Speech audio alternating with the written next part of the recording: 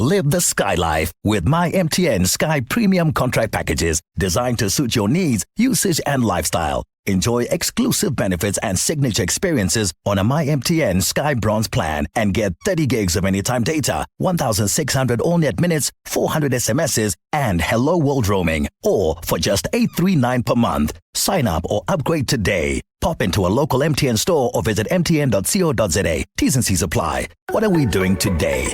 MTN. TV channel 856. It's 7 minutes after 10 o'clock, and let me thank my guest in the previous hour, the Group Chief Advisor at Ntiyiso Consulting Group, Mr. Andisa Ramavunga, talking about strategy, yeah? The idea that's properly thought through, yeah? For application, for execution.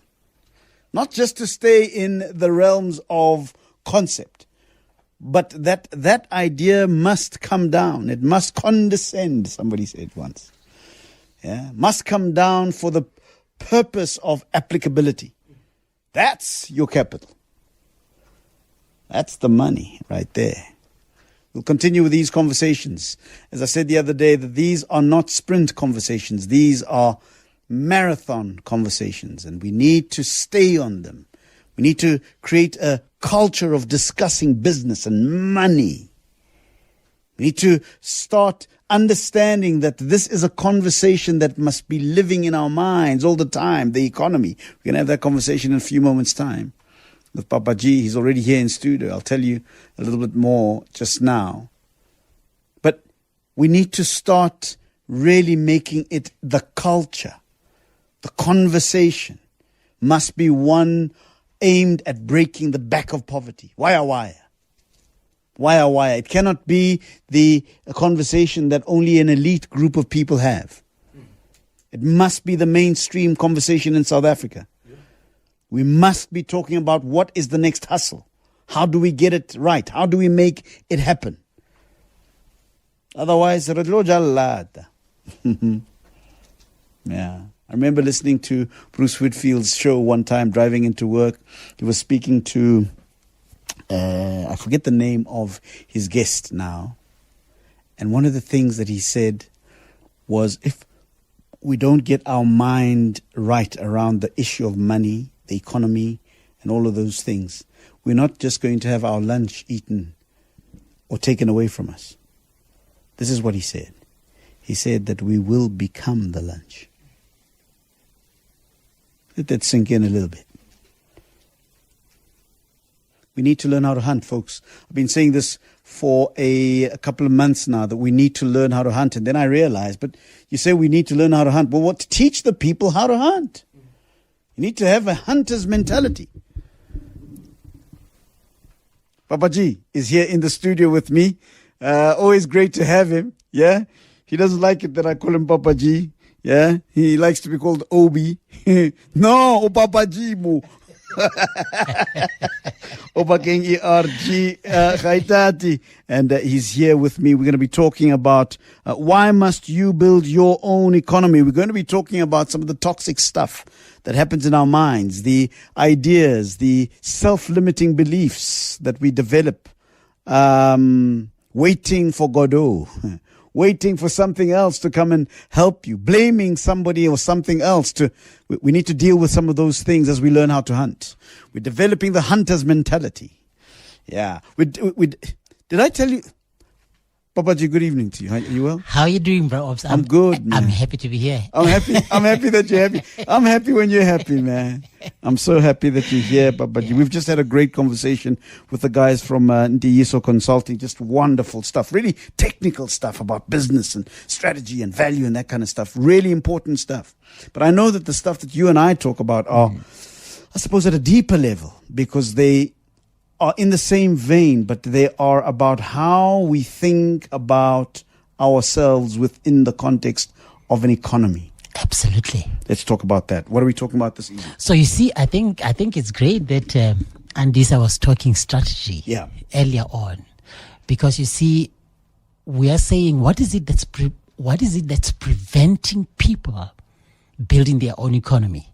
Because you see, once we can change that, once people can realize, today we want to talk about the myth that people hold, that, the government will supply, God will sort me out, etc., etc.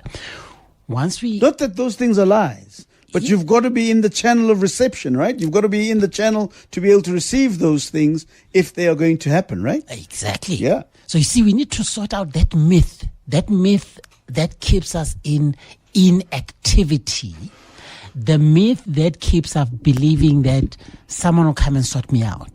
And I think it's once we've sorted these things out, then we go to the next step where Andisa was talking about how do you build a strategy? How do you make sure that you have a product that people want? That's the next step. But you see, what holds us back is this belief that someone will help me, the government will sort me out, someone will come and help out. That's a myth, and that's what we really want to talk about today.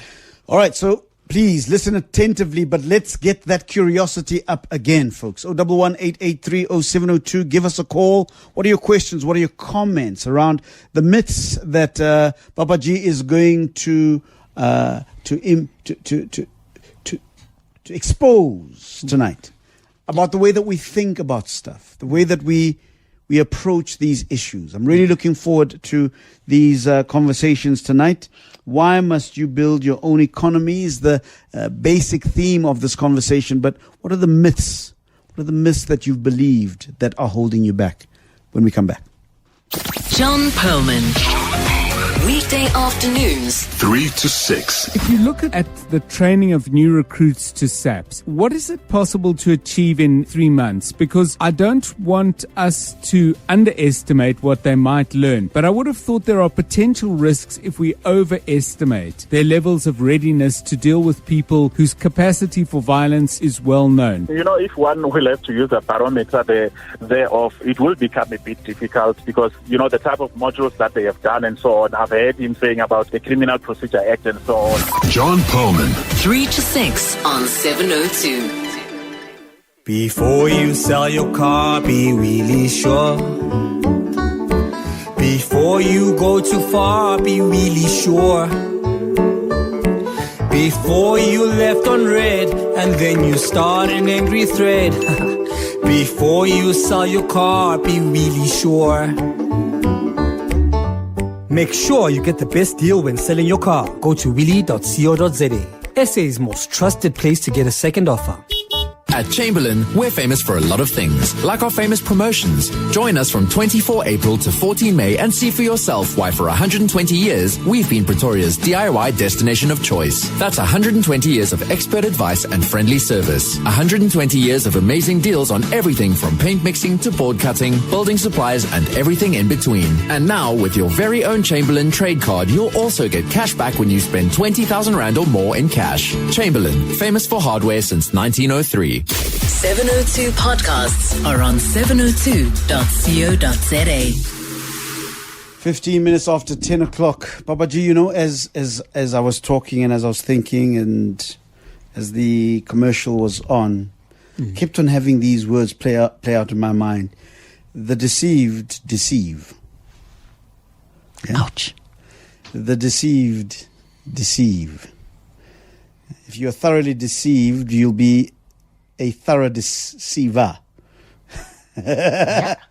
011-883-0702. I don't know why I'm thinking that, but I've got a feeling that at some point in this conversation, these ideas will come together. But let's talk a little bit about some of those myths and why you want to talk about myths.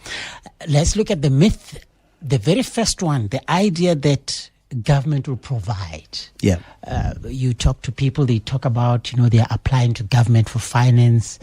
We could name organizations that are out there that are supposedly established to help people get into business.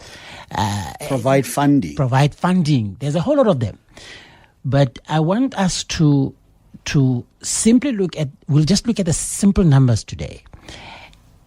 Stats SA, it's showing us that there's a population of 23 million people that are in the workforce. Okay? And they say only 15 million people are employed. Now, I want us to look at this. 15 million employed, and South Africa, we have a population of 60 million. Now, we know the main source. Sorry, what's the 23 million about? Okay, the 23 million, they're saying that's a labor force. Okay. Okay. So people that are eligible, that may work, that can work if they have employment. That's it. Right. 23 million. And they're saying there's only 15 million that are employed. Now, I want us, before we look at the 23 million, let's just look at 15 million versus 60 million. That's 25% of the people. So if you go back to the idea that the population of 40 million, what's the difference between 40 and 60? The other 20 million, they say it's those people that are outside the working age, they are on pension. The other ones, less than 15, they are at school and so on. But now, simple mathematics, if you look at taxes, if you have only 25% of the people working, even if they pay... The tax base is very small. The tax base is very small. Yeah. So if you have only, even if you say the tax rate is 20%, how can 25% of the people, the population, support 60 million? That's not a possibility. So when we look at this, when we think about this, we really need to realize that, in all honesty,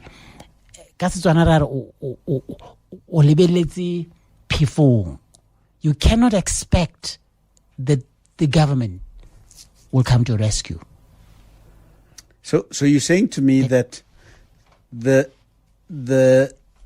small tax base, which amounts to 25% of the population of the Republic, cannot be, in all honesty, expected to carry the 60 million. The 60 million. Nope. It's unsustainable. It's mathematically not possible. All right. Okay.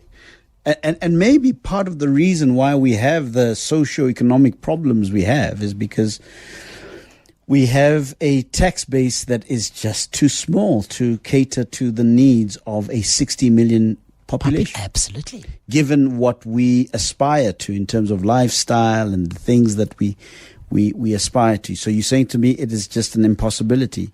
It is just not sustainable. Not sustainable. Okay. So what do we do? So we are saying let's divorce ourselves from that myth.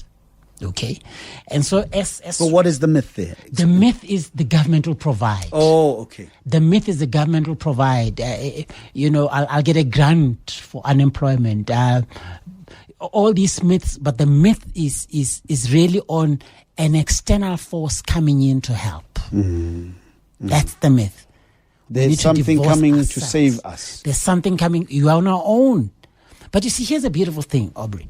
The beautiful thing is that we have all the equipment and the tools within us to be able to build our own economy. That's a wonderful thing. Yeah. So whereas on the one hand, we have been held back. I like the statement you mentioned, the deceived continue to deceive others. We'll talk about it just now. But the truth of the matter is, as long as we keep thinking that the government will come and sort us out, with all due respect to government, we are not looking inside us to say, what is it that I can do to build my own economy? But as soon as I divorce myself from that, I start saying, and this is what we do as, we have workshops and talk to people. We are saying, another myth is education. No, I need a good education to be able to have a good life. That's another myth. Babu Skosana will tell you completely something different. But you see, we divorce ourselves from these myths. We then start asking the right questions. What is the right question? The question is, what is it that I am able to do? What is my gift? What is my talents? What are my passions? And when we ask that question, we start then going to the issue of saying, what is it that I can offer my neighbor? What can I offer my community? What can I offer the market? But whilst we are still held by these myths, no, I'll apply for the grant. No, man, they promised, we can name organizations. As long as I'm black, as long as I have women in my company, I will be able to get funding. So these are all myths. And I want, we could go into details, but I don't think that's necessary to say how many people since 1994, how many companies were able to get funding because they are black, because they got women in there. It's a pittance compared to the economy. 011-883-0702. Hey. Papa G, you throwing some bombs here, man. 011-883-0702. I'd love to take your calls. What are these myths that you've believed? Here's the thing about these incarcerating myths that we sometimes are jailed by. They make us not even believe, forget believe. Okay. Because we believed the lie, which is the incarceration, that the government will sort you out. The church will sort you out. The inheritance will sort me out when dad dies. Yes. Ish. I could tell you scary stories about that. You know me and stories. I love them. But today I'm going to excuse you. I'm not going to tell you my stories. But maybe I will. All right. Anyway, We'll see. But as long as you are waiting for something outside of yourself, and by the way, that does not mean that we shouldn't hold government accountable for the taxes we pay them. Of right? course. We should. We should hold them accountable. But what I'm hearing you say is that we cripple ourselves. We disable ourselves from the talents that we have. Yes. The possibilities of innovation that we can perhaps inspire in ourselves and in others when we wait for the government, the inheritance, somebody to die, somebody to live. As long as we're waiting for something external of ourselves, we become imprisoned by that idea and we don't look elsewhere. We become castrated. Oh, gosh, yeah, we not just castrated, we become impotent. That's it. Yes. In the job of trying to find a redeeming quality in ourselves. And you're saying that those redeeming qualities actually exist in ourselves. Oh, they do. But if we believe the lie, we don't even look, because we don't even believe that they exist, because somebody's going to die. The government is going to come. The church is going to help. The funding will come.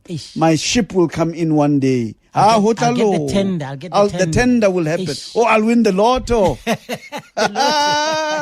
So, not that those things don't happen for other people. Maybe they do, but they might not happen for you. So you need to look elsewhere. Is that what you say? That's exactly what you All say. right. And I mean, you talk about the lotto, you talk about the tender and all those things. A simple mathematical probability will tell you that, you know what, you shouldn't even think that. Yeah. The probability, the mathematical probability. Look at the budget that these government entities have, okay? Look at the population in South Africa. How much money does a business need? Can really the government provide? I think just a simple mathematical calculation will show you that, it's probably not going to happen. No, it's not going to happen. 011-883-0702. What are you waiting for? You're waiting for the numbers to come in? You're waiting for that dream that is going to give you all those numbers. You know the 6 numbers that load. That dream to come. You're waiting for the dream to come. I saw somebody the other day sitting with a baby and looking at the baby. Says, how would it already no more? A baby. That's the desperation. Poverty-induced ways of thinking. People are desperate out there. Yeah. They even look at infants waiting for the lotto numbers to come out of their lips. This thing is 6 months old. But it is because, as you say, Papa G, we have believed the idea that something external of us is going to come and save us. That's it. Which is very sad. Did I tell you about the dog and the leopard? Jeez. Oh, let me tell you. I didn't tell you about the dog and the leopard. I've told this story before. Have I not talked about the dog and the leopard? You didn't tell me. Let me tell you. Let me tell you, Papa G. A dog, a trusted dog in a homestead is barking late in the evening. In fact, Sogawo 2-3 in the morning. Okay. It's barking. It's the trusted a guard dog of the home. It's barking, it's barking, it's barking. It's making a noise. Somebody comes out and looks through the window, and you know how things are these days. They take a video through the cell phone. So this person in the house is taking a picture of this development. The dog barking and barking and barking. Ah, shame. The dog is trying to do its duty. It's looking after the home. Yeah? And it can sense that there's something over the other side of the fence that is going to be a menace. While we watch, we see a leopard jump onto the top of the fence. Yeah. And into the house. And the dog, realizing the danger, runs away. 2 seconds later, we see the leopard with the dog in its mouth, the trusted family dog in its mouth, up onto the fence, gone into the night. Ouch. What's the moral of the story? We sometimes wait for something to come. We're waiting for something to come, and something is coming. We sometimes wait for something to come, and we make a noise about it. The government must. The government must, you see. The government must. Oh, yes. Oh, amen. Hallelujah. I love that song. I used to sing it very, very strongly. The lotto numbers are coming. Ubaba uzofa ngizoba indlalifa. I will inherit millions from the death of my father and the life policy. Yeah? So we're constantly waiting for something to come. Watch out. That thing that's coming might be the leopard. You're going to come and chow the trusted. To eat this dog. You're making these wonderful noises about how bad things are, how the government should do this, and because you've forgotten that you have certain qualities that need to be activated. You've been lied to. Somebody you've been deceived. Yes. You've been deceived. And so you deceive more people. All right. Let me stop with my story. I nearly told you another one, but let me tell you. Shall we look at the budget? Let's look at the South African budget. Let's look at the budget. Now the South African budget, they call it the budget review. Yes. I'm looking at the budget review 2023. Yeah.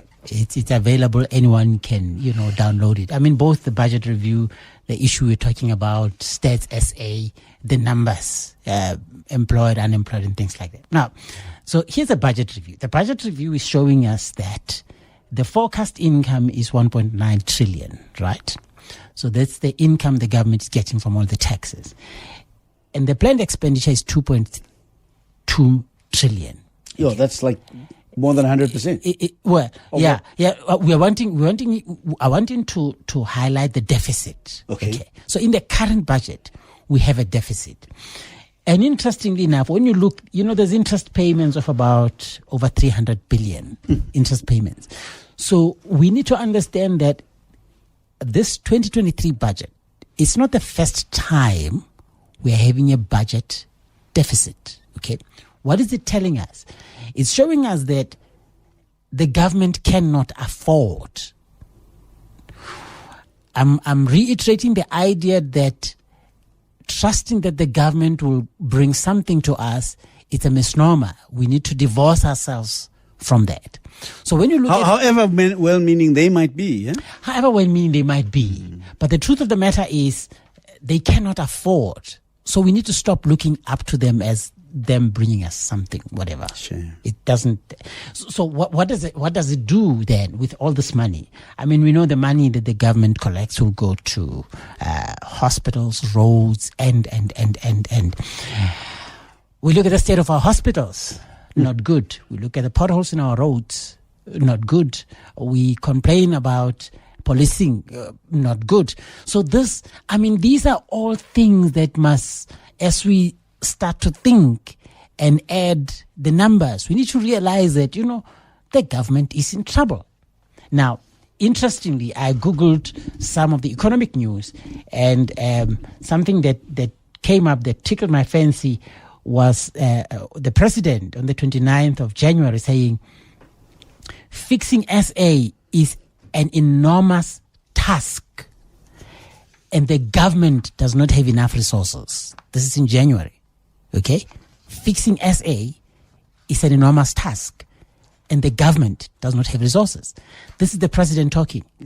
So if the president says that fixing SA is such a task, why are you still looking up to them to bring you anything? We pay our taxes. When you, within you, you have everything that you require. And one of the things we talk about when we go to the idea that, the issue of being educated is a myth. Why is it a myth? Because everything that you can study at any university is available for free online.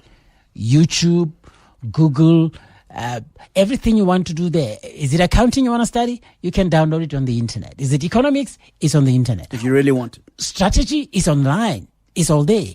So the idea that government will provide, the idea that a good education, I must add, with all due respect to what the educators provide there, it's a myth. And we need to divorce ourselves from these myths before we can be able to move forward and build our own economies. Give us a call, 011-883-0702. Hey. Papa G is here, yeah? And he's saying that you may have believed some myths. You may have been deceived. And because you are thoroughly deceived, you continue to thoroughly deceive. I don't believe that people that are undeceived deceive. No. It's usually the people that are deceived that do the deceiving. That's it. And unfortunately, we perpetuate that. Once I am deceived, once I think this degree will give me a better life, I go telling others the same thing. Yeah. Because you see, I'm deceived in thinking that this degree is a solution. Yeah. I go on lying to other people. Uncles, yeah. Uncles. And if I go to Tate Ramakrishna, now I'm from Mamelodi. My apologies. I'm from Mamelodi. When we say Tate Ramakrishna, we know what we're talking about. Okay. Motomo Tsamaya. The person that you go. So we consult various mediums, various people, and then they give us photo. Okay. Yeah, I stay very close to a very powerful place. Okay. If you go to Mamelodi there by Moretele Park, okay, it's right against the mountain. Okay. Now there's a place that we call 3 Trees there. Okay. Now your favorite Ramakrishna will give you a prescription. A prescription. Yeah, okay. A prescription to do away with your bad luck, because sometimes you think, no, the problem is with bad luck. Because it's not bad luck, it's the lie you've believed. The deception you've bought into.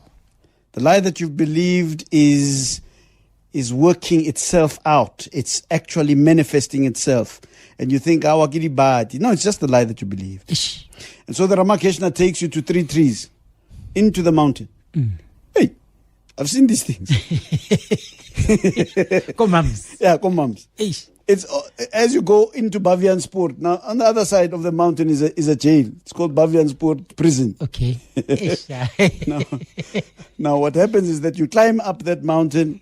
Hey, you've got a heavy load of troubles. And Ramakrishna is behind you with a big rock. Big rock. Yeah. That rock is placed into a fire. Okay. Until it's red hot.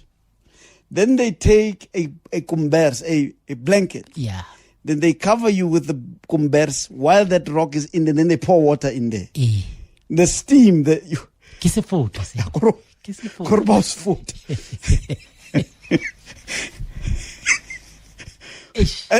And you know what that is supposed to do? It is supposed to remove the bad luck. No! It's not the bad luck. It's the lie that you have believed. Yeah. That is stopping you from your blessing. +1-883-0702. That is what Papa G is saying.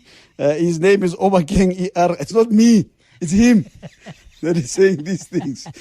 So don't blame me. Blame him. Yeah? Yeah. Obakeng ER Gaitate is saying that you have it within you to produce the things that you were meant for without having to wait for something to come from outside. That's what he's saying to us. Do you What have you believed? What is the lie that you have believed? That you are going to win 50 billion rand from the American lotto? Sure. Let's look at the goodness of the universe. Oh, yes.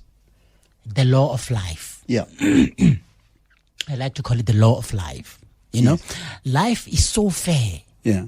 It's so fair, it hurts. Yeah. Okay? It gives everybody a mind. It gives everybody ideas. It gives everybody passions. It gives everybody skills. Okay. We come here, I was listening to somebody the other day at, babies come into the world with their hands, fists clenched. Yes. Because they got something to give. Yes. The sad thing that happens, however, is that as we go through this journey called life, Yes. we get, with no fault of theirs, the deceived ones, they start deceiving us into thinking certain things about education, And I'm saying, with all due respect to the people that guided you, with all due respect to the people that showed you the way, we must understand these people meant no ill intentions to us. Okay? When your mom and dad were saying, Mtanami, get education, there was no ill intentions. They gave you what they knew as best. Okay. This is where we are now. People talk about AI doing all these wonderful things. People talk about AI going to be replacing people in certain jobs. So this is what I saw an article in the Citizen today. Okay. Page 3. Mm-hmm. In fact, let me quickly read you very scary stuff. Okay. It says, AI is the threat or an opportunity, they ask. It says, with 34% of all business tasks already performed by machines worldwide, experts warn that artificial intelligence will cost many their livelihoods unless government catches up with the rest of the world and launches a major drive for the upskilling of the nation for the future jobs. Ebona, you are in trouble. It's not me. People are phoning in. Some agree with you, some don't. No, it's not me. I'm blameless here. Papa G, I'm going to take some calls. You were still saying about the AI, sorry. Now, I'm on the issue of the people that our initial teachers. And I'm saying with all due respect to them, let's understand that their knowledge was limited. Yeah. 1. 2, let's understand that the lives have changed. Okay? The era that my mom, whom I love, and my dad, whom I love, lived in, today has changed. Yeah. I cannot today in 2023 still hold on to the education that my mom gave me, which was based on her knowledge. So it's time that we take responsibility and understand that we live in a different world. Just like our children will live in a different world. Let's take some calls. Collins is in Vosloorus. Collins, good evening to you. Good evening, bro. How are you? I'm very well, Collins. What's on your mind, Collins? Your guest, Papa G. No, man, I just got tempted to call when your guest... No, you were inspired to call. God. I was inspired to call, yes. When your guest is talking about crunching the numbers there, talking about South Africa not having enough money to fix most of our problems. And just a question and also partly a comment.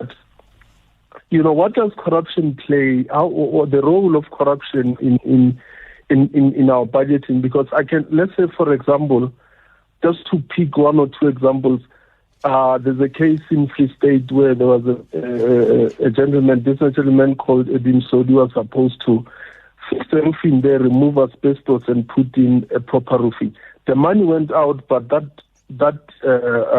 job was never done, meaning that money was lost and it didn't go to the service. The money that the writer is saying that is lost in ESCOM, probably R1 billion a month or so, we don't know. And all those examples, the PPP scandal, Department of Health, all of that money, and just the tip of it. But what does corruption play in all of this thing? Just I need clarity on that. Sure. Good question. I believe that we do have money in this country. Yeah, sure. Okay, Collins, that's an excellent question, and I think the beauty of your question is that the issue of corruption is not budgeted anywhere in the South African budget. So when monies, whether you talk about Eskom, whether you talk about Free State, when these monies disappear, it further weakens what the government can do. And I think it reiterates what the president was saying that, the government does not have resources. But you see, I think what we need to be doing, Collins, is that we need to think with a clear head, in a clear headspace, not to be deceived by people promising us things that they cannot do. But that's an excellent question. And I wonder if all of the money that was supposed to be used in the right way was used in the right way, would we not have poverty? Well, there are some reports that show. I was actually saddened when I looked at one of these reports by an international body. I think they were saying South Africa would need about over 70 years just to bring us to par, to make sure that everybody has a minimal living standard. 70 years. But why should the goal be minimal living standard? Exactly.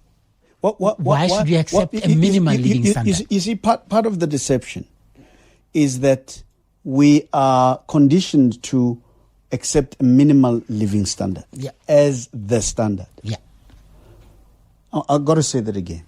We've been deceived into believing that minayena, skepsel, share.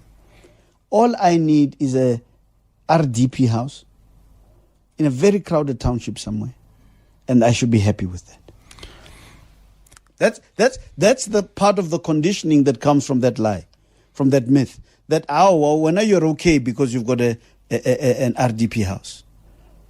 Yeah. Could it be that we should be having more? Oh, absolutely. We should be having more. But you're getting to a point where I don't want to talk about it. I don't want to talk about how religion has damaged Africans. Which made us believe that living in a minimal type of lifestyle is good for us. And I'm not scared of mentioning that. In my life as a businessman. Because we've got a better life in the afterlife. That was sad, Baba. Yeah. And here's another thing. The Bible doesn't even teach that. Yeah. Okay? The Bible doesn't even teach that. But you see, the idea that it's okay to lack, it's okay to be less than, because that way you are good to the afterlife. It's not even what the Bible teaches. But you see, that has conditioned us, the majority of us as Africans, to think that minimal is good. And unfortunately, it has lined the pockets of those that made us believe that lie. Perhaps the unintended consequences of that is also the aspiration to poverty. In other words, it's almost looked at as wrong to aspire to be outside of poverty. When you are looking to do better, put in big windows and a stoop at your 4-room house. You'll have problems. Exactly. Yeah. The PhD will come out. Ish. And that is because of these myths. These things that say to us that the aspiration, because obviously our trade unions and our political parties fight for us, the poor. Yeah. They fight for They'll us. sort for us. They'll sort our lives out. You see that external thing that comes.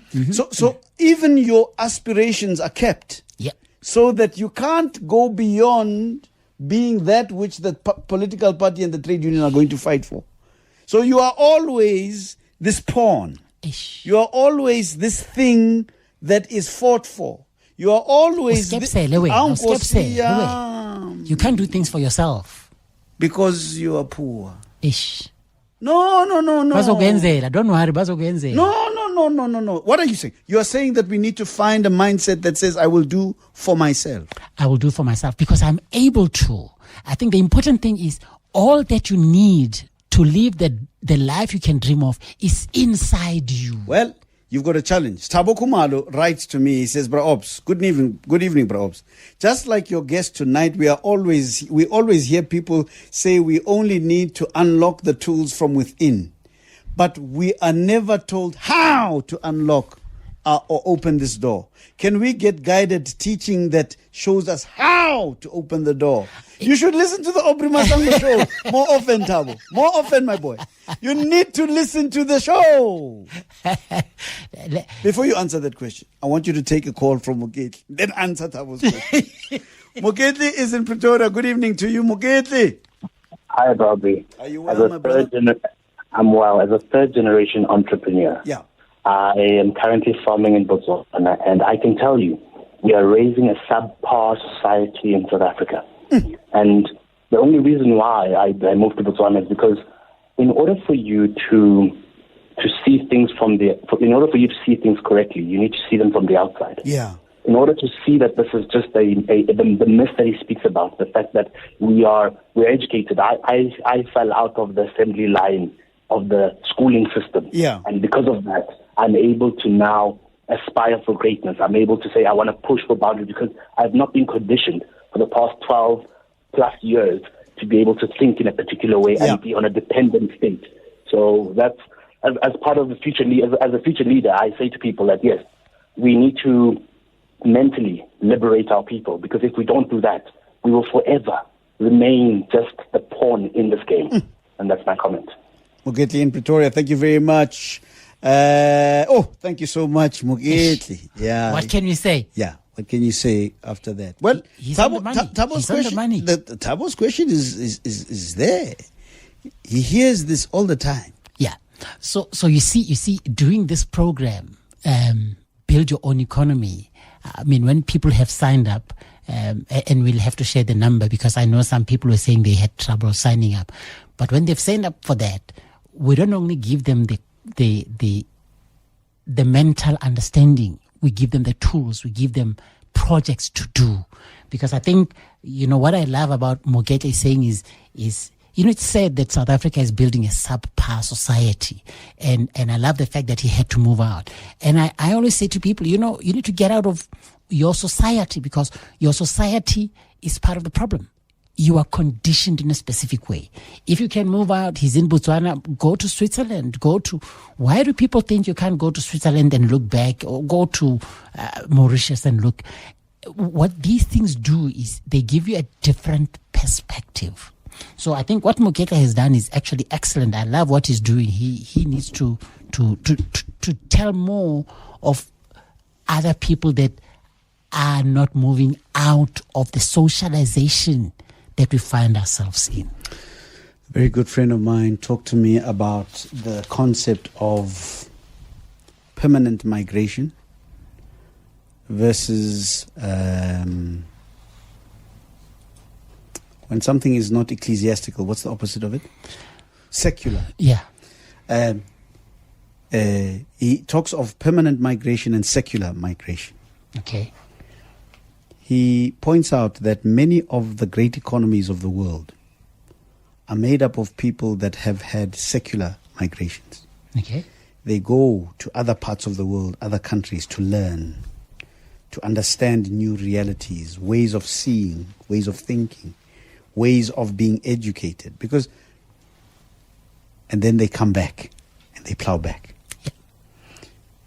One of the things that I wish for Zimbabwe, and I believe it's going to happen, is that it'll once again lead. Once again, I believe that Zimbabwe will lead. Okay. Because it has had a huge exodus of people that have gone to other countries. Yes.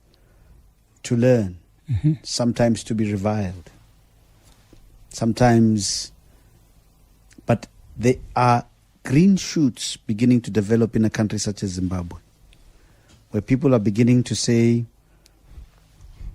we need to come back to Zimbabwe to come and apply some of the things that we've learned in the other countries. Yeah.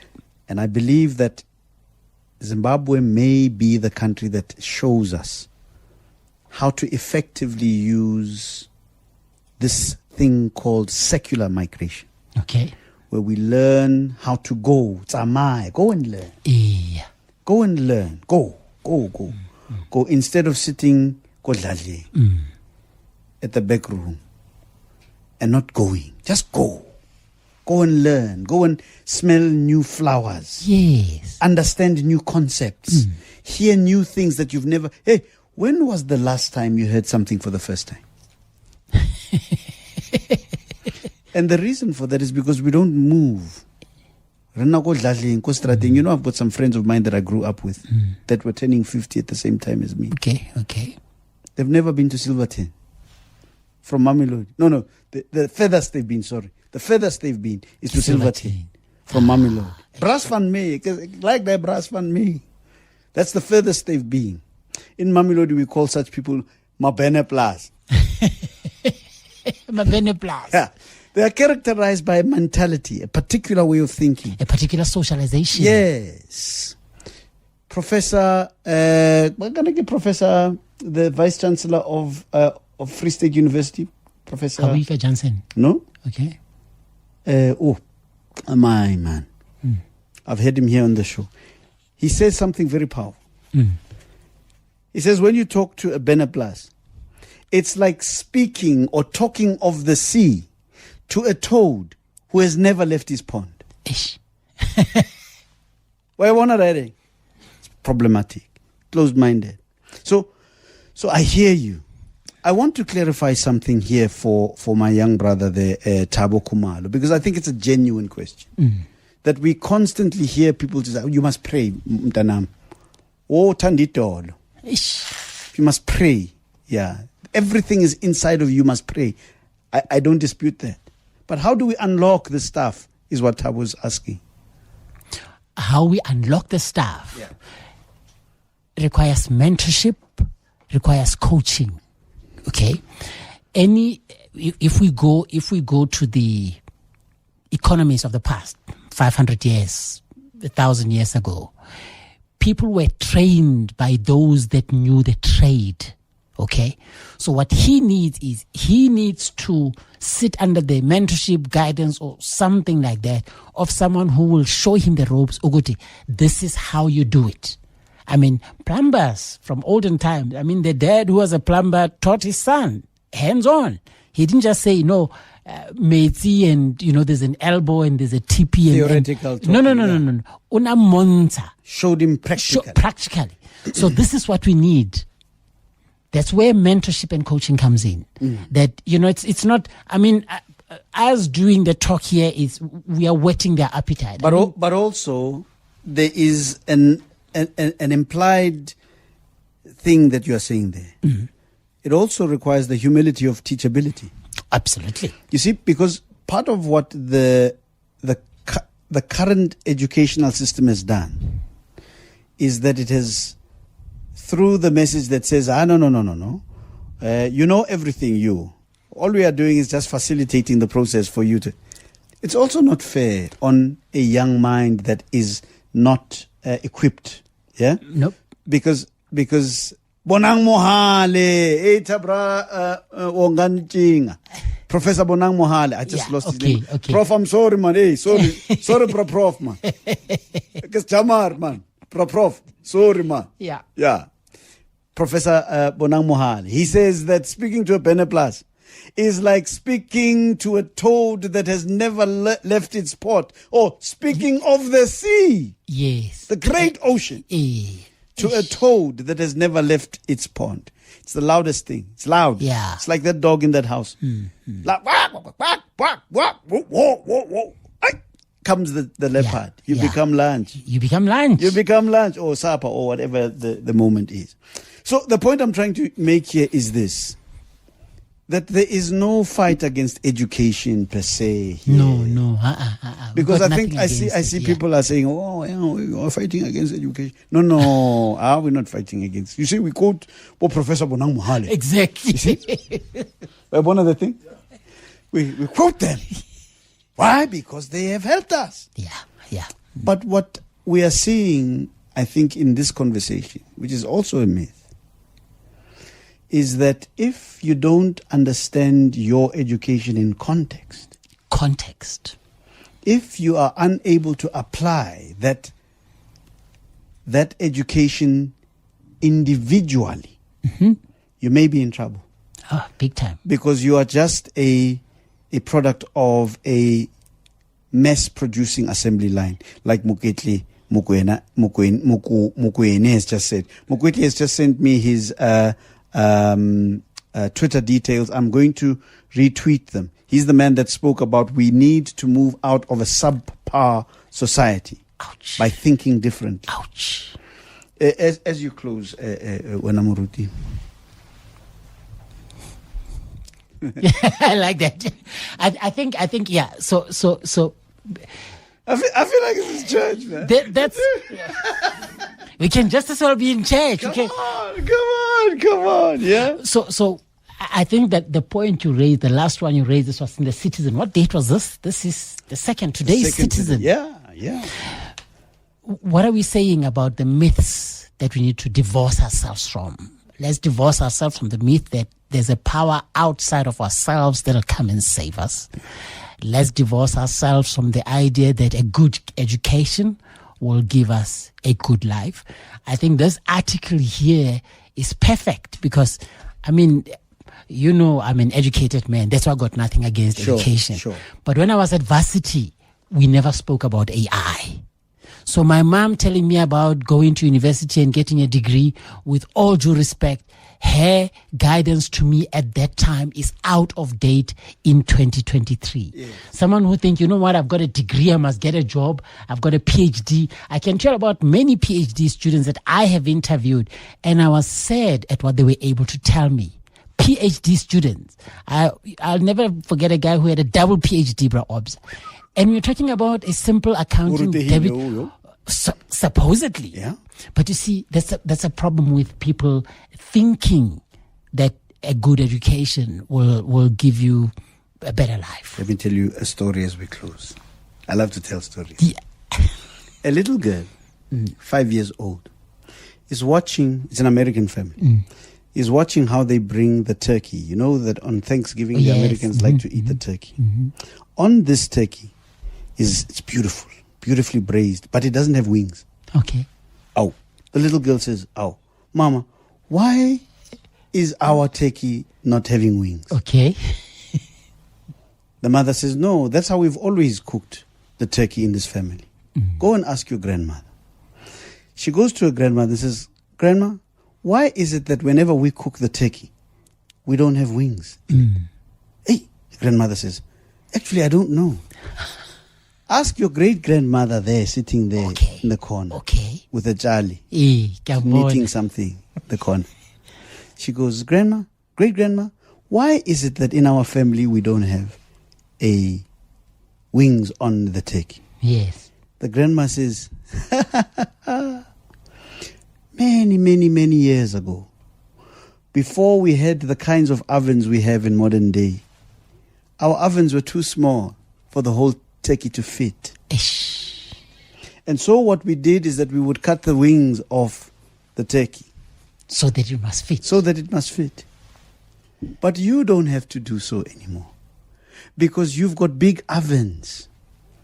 And so you can keep the wings of the turkey.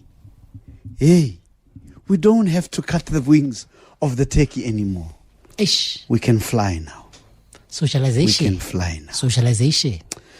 Papaji, how do people get a hold of you? Look, let especially for the people that had trouble registering, they must send us a WhatsApp on our WhatsApp line 084 011 9555. That's our WhatsApp line 084 011 9555. They must register for the course.